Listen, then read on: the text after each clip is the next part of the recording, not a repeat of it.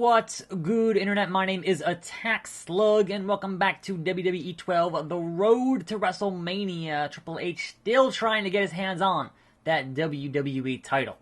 We are 48 hours away from Fatal 4-Way. Good evening, everybody, and welcome to Friday Night SmackDown. King, it appears our general manager, The Miz, has scheduled an awesome main event tonight between three of the competitors at Fatal 4-Way. Well, on any other occasion, I'd be thrilled to see this match. But let's face it, The Miz ordered this match so that Edge, Triple H, and Randy Orton soften each other up, making things that much easier for his man, Kane, in the WWE Championship match in 2 days. Hold on, folks. Tonight's going to be a wild ride. A wild ride indeed. It's a new week. Yes, it is. Welcome to a fine Flapjack Monday here on the program. It is your usual 5 p.m. wrestling slot, and man, yesterday was rough. For wrestling fans everywhere, it was rough. We had 3 different wrestlers passing away yesterday. So, obviously, top of the show, first and foremost, rest in peace to Nikolai Volkov, Brian Christopher, a.k.a. Brian Lawler, and Brickhouse Brown. So, just sad news all around for fans of several eras of wrestling. Now, I was not, whoa there, glitching the hell out. Speaking of eras of wrestling, lots of game glitches for a lot of eras of wrestling games. So, I was not that familiar with Brickhouse Brown at all. He was more of a Territory Days guy, and I obviously was not watching wrestling during the Territory Days, but he was more of a Memphis, Mid-South type dude. So, not familiar, but obviously very sad. Now, Nikolai Volkov was one of my first memories of the heel foreigner wrestler. Like the evil foreign heel from Russia. And certainly when I think of foreign heels, like the first 2 names that come to mind are the Iron Sheik and Nikolai Volkov. Hell of a career.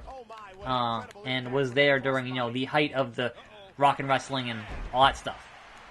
Now Brian Christopher, Brian Lawler, Grandmaster Sexay, if you will. Obviously, that story is kind of the saddest of them all, because at least Nikolai Volkov, he was like 70, whereas Brian Christopher was like 46. That's too young. And all the circumstances surrounding that are just they're not great.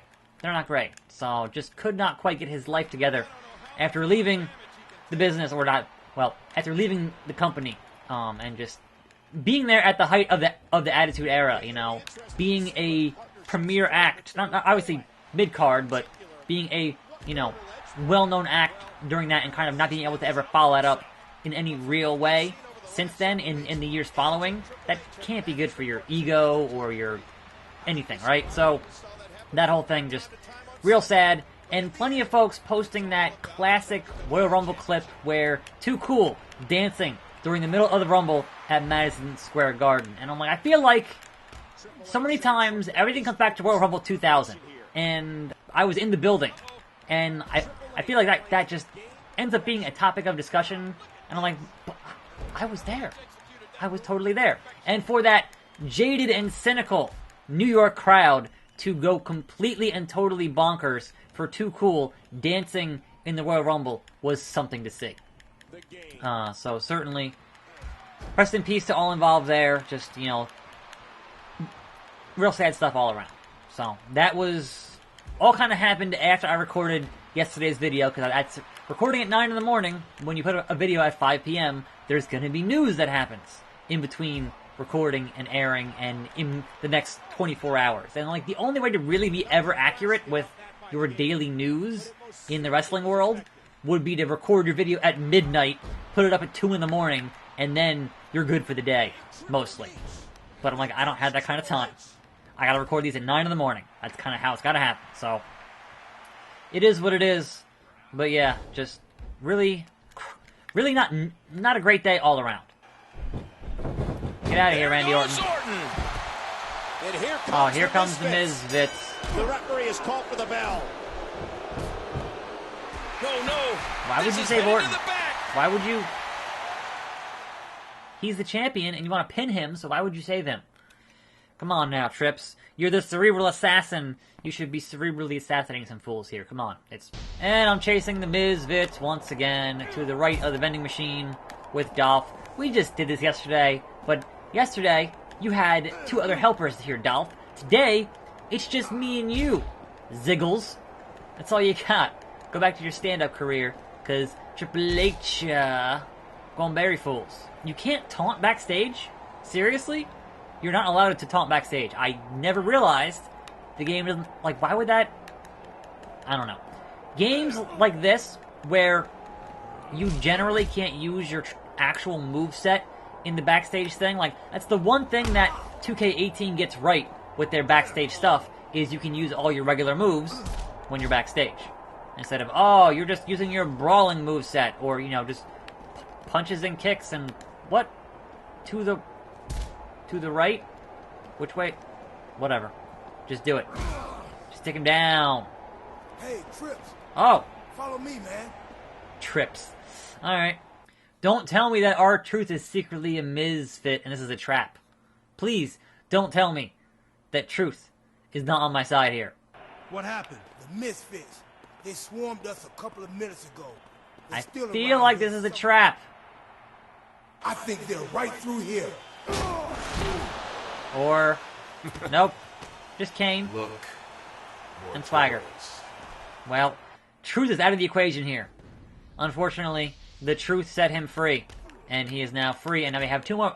Like, I thought Kane was supposed to be taking it easy here. And also, why can't I grapple Swagger? Why can't I grapple? He just keeps kicking me. This is the worst. One good jab deserves another.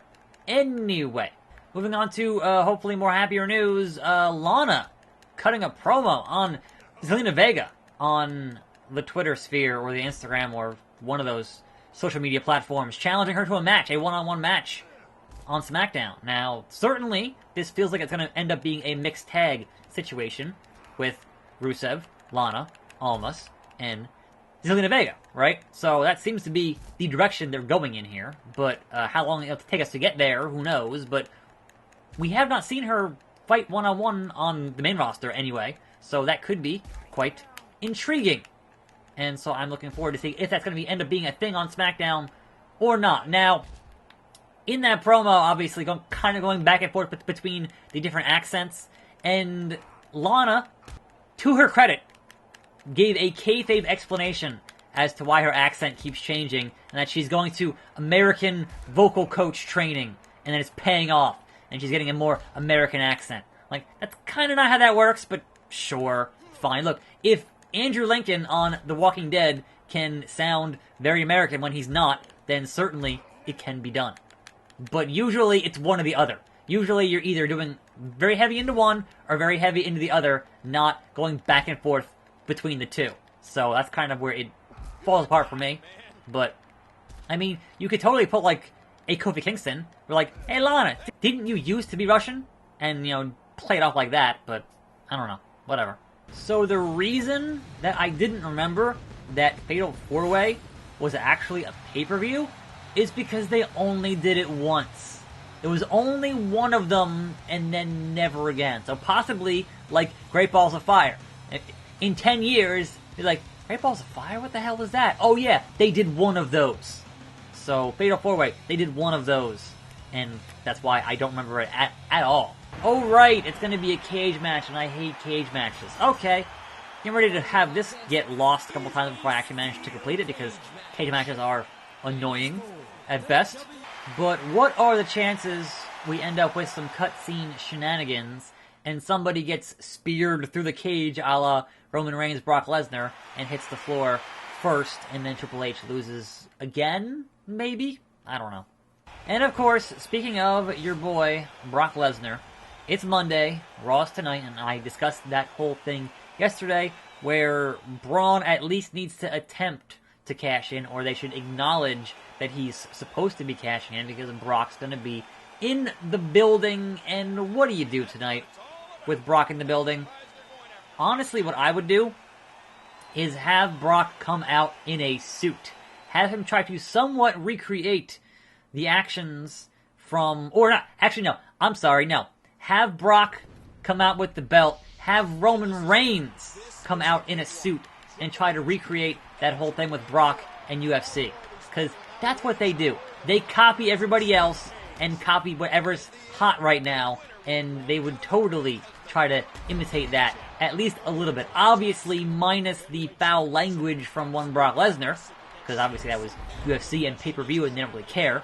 But, yeah, try to at least somewhat recreate that bit of business, because that's kind of totally what they would do. But you would have to have Roman Reigns in a suit, right? So, I mean, you could have Brock in a suit just for the visual. Would be quite amusing.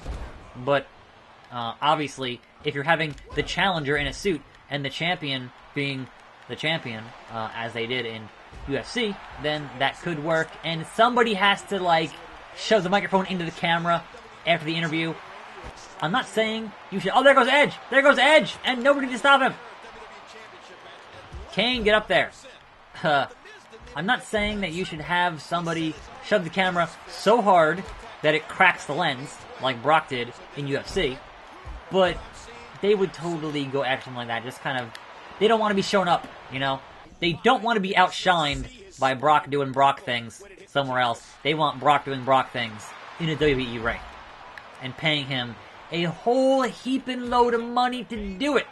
6 figures, like $125,000 per appearance, to stand there and bounce around while Paul Heyman cuts another promo on Roman Reigns. Like, we've been down this road so many times, it's not even funny. Like, how many shots does Roman get that are basically undeserved at this point? Obviously, you could make the argument that he should have won at the greatest Royal Rumble because he hit the ground first. His feet hit the floor first. But, look, they're going to book how they want to book, and not much that we can do about that. So Edge gets a spine buster. I have to weaken all of my opponents in the ring. All of them. Randy, all of them. Pedigree to Randy Orton, who totally has that RKO stacked up. Now then, only Kane, I think, at this point should be further weakened. And then maybe it'll give me a magical triangle button, or I'll tap Kane out here. I'll just tap him out. Oh, nope. Oh, come on.